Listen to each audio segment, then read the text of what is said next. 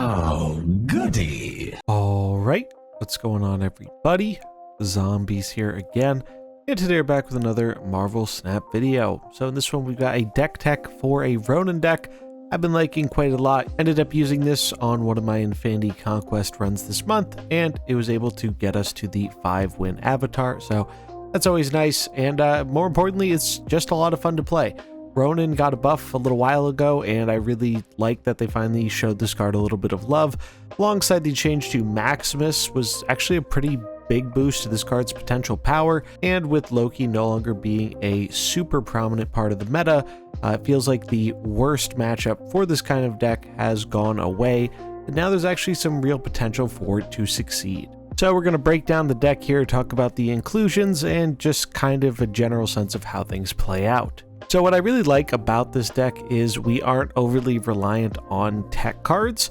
We do have tech cards that are fairly useful here, but unlike a lot of other decks where they just kind of slam in Shang-Chi and call it a day, we are more focused on defending our own stuff rather than trying to deal with the opponent's stuff. That's a welcome change of pace.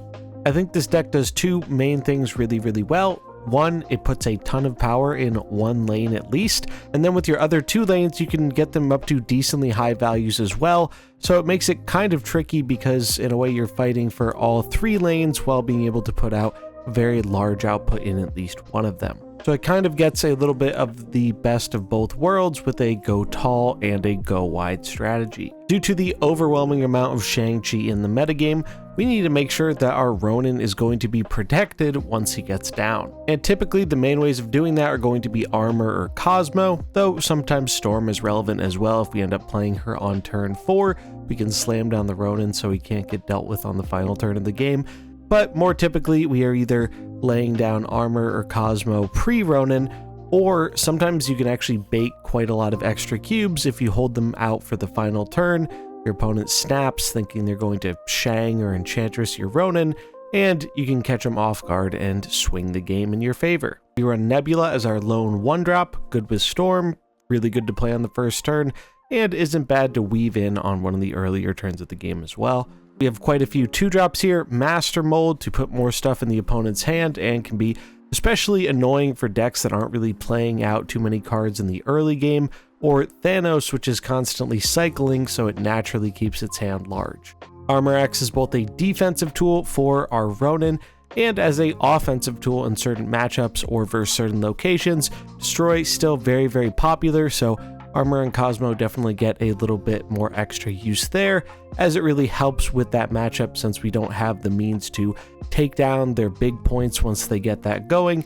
So the next best thing is just making sure they actually just don't get to do the destroy thing at all. Jeff is a mainstay in pretty much any Storm deck, and the added flexibility is really important with things like Miss Marvel being able to make sure we're always meeting the requirement in all the lanes to get her effect active.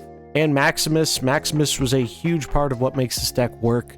The fact that you can get down a 2/6 that fills up your opponent's hand, that's a downside we can often mitigate. Either we're playing Maximus on the final turn, so that way we're refueling the Ronan and they don't actually get to play the cards, or we get out the Master Mold beforehand so we already start gumming up their hand so Maximus isn't really drawing them much at all, if anything. Storm is a big boost to making sure our go-wide plan works. Also has nice synergy with things like Armor and Cosmo, because if it's awkward for the opponent to play into the Cosmo lane, locking down another lane with Storm really limits their options. That was actually very relevant for me in matches versus other lockdown style decks. And then Gladiator. So this is the one I'm sure most people are going to ask, hey, what can I replace this with? And I actually played this deck before trying out Gladiator in it. I like Gladiator in it. But if you want to play this deck and you have all the other cards, I would put in Iceman. Having another 1-drop that can enable our Miss Marvel is good, and Iceman has that natural synergy where by hitting a card in your opponent's hand, you mess up their curve and maybe make it more likely that they're unable to play out one of their cards, which fuels into the Ronan plan. Gladiator is just really nice though because he's a 3/8. He also gives us information on what our opponent might be playing, or what card we no longer have to play around, which can be handy. It will backfire sometimes, but that's just kind of the risk you're having for playing a 3/8, which is very, very efficient stat-wise. Remember, be careful about playing Gladiator and Armor in the same lane, as whatever Gladiator hits will not die if you are in the Armor lane. Miss Marvel is a big part of what makes this deck work. The fact that we can go tall and go wide is a huge reason why I've found success with it. She also provides us another really high value target for our next card in Iron Lad. So Iron Lad is kind of the glue that sticks this deck together. There are just really powerful effects in this deck, and even the more low roll medium hits are still fairly good. Honestly, there's really not a bad Iron Lad hit in this deck. I mean, maybe Storm on the final turn of the game, but in my last Infinite Conquest game, what actually won me the final match was Iron Lad hitting the Storm that was still in my deck to turn off a Limbo and end the game versus High Evo. So that was super duper handy, and Storm is definitely handy for that reason.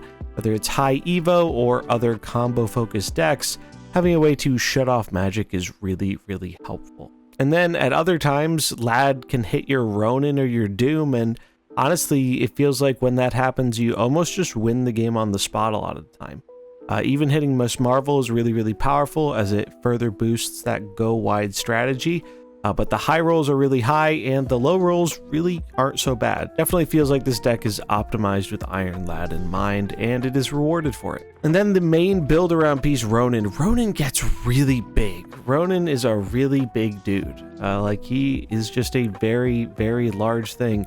He has come a long way from the days where he was just kind of an inferior Devil Dino. He feels like a very legitimate threat, and one with how this deck is built that you can bait out Shang-Chi players, because, I mean, Shang, I think, is probably the most commonly played tech card in the game right now. And so many players fall into the trap of they see that Ronan and they just think, oh, they're not running protection, because you really don't see a whole lot of Armor and Cosmo these days, surprisingly. They're not as popular as they used to be, as people are trying to find more space for other tech cards or other cards they want to run. So you really catch people off guard with that. I've actually really, really liked those inclusions, and I think if you're going to be playing a Ronan deck, protection is absolutely mandatory right now. And then Dr. Doom, again, another thing where Lad hits Doom, you kind of free roll the game sometimes, and Doom is really, really good with Miss Marvel. Sometimes it's not always easy to make sure we're going to have everything we need in a lane to get the Miss Marvel active, so the fact that we have the option to just slam down Doom on turn 6, that pretty much always activates it, and it gives us another way of fighting back for that Storm lane. Just absolutely a perfect card for this style of deck. In terms of general play patterns, I think the deck is fairly straightforward to learn.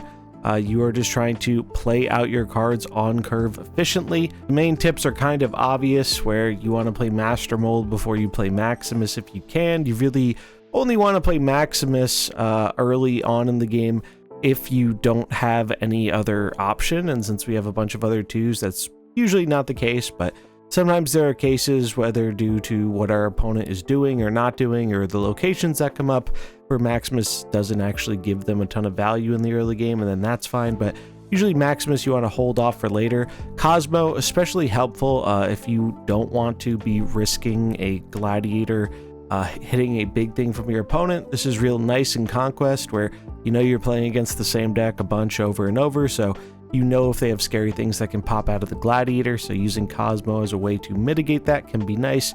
Do remember, though, if you do stack them together in the lane, that will turn off the Miss Marvel buff, though, so you do want to keep that in mind if you're going for one of the side lanes. Sometimes it is worth it, other times it's not, it'll depend. Speaking of Miss Marvel, I think this is one of those cards where you jam it on turn 4 almost every possible time you can.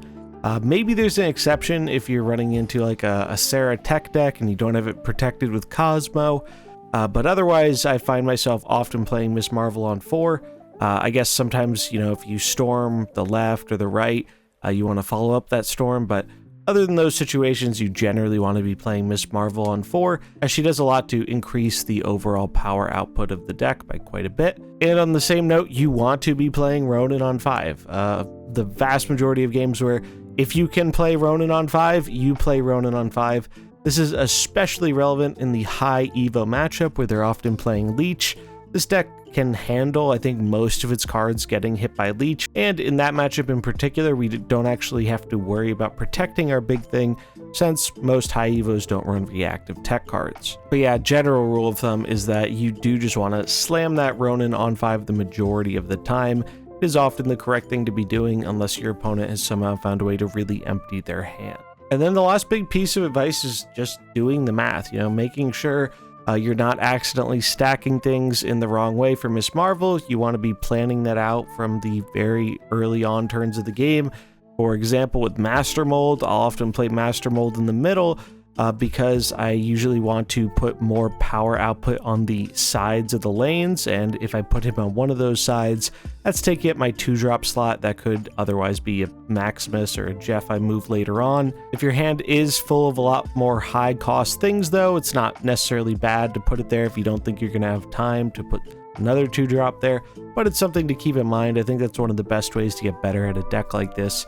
Is you just have to be thinking about how that Miss Marvel stuff is going to go every game, even in the games where you don't draw or don't play her. Other than that, I've just been really pleased with how good this deck has felt to play for me, and how fun it is. Like, I think the Ronan stuff is quite a bit of fun.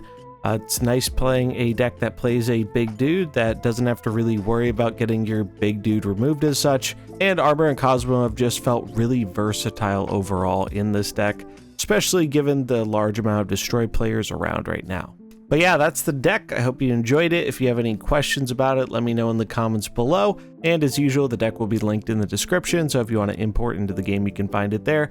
That's going to wrap it up for this one, though. Hope you enjoyed it. If you did, remember to like and subscribe, and I'll catch you in the next one. Peace.